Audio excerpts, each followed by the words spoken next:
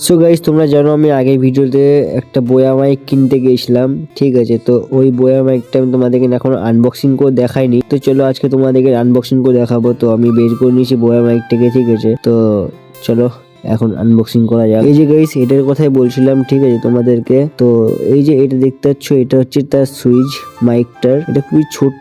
তো এই যে দেখতে পাচ্ছ এখানে গ্রিন লাইট জ্বলতে লেগেছে গাইস। এই রেড লাইটটা জ্বলছে, মানে এটার মধ্যে এখন চার্জ নেই সেরকম, সেই জন্য রেড লাইটটা জ্বলছে, ঠিক আছে। তো চলো দেখাচ্ছি এর মধ্যে আরো কি কি আছে। এটা হচ্ছে তোমাদের টাইপ সি কেবিল, ঠিক আছে। এটা তোমার যাদের টাইপ সি মোবাইল আছে তারা ঢোকাতে পারবে, আর যাদের এই যে এটা হচ্ছে আইফোনের জন্য।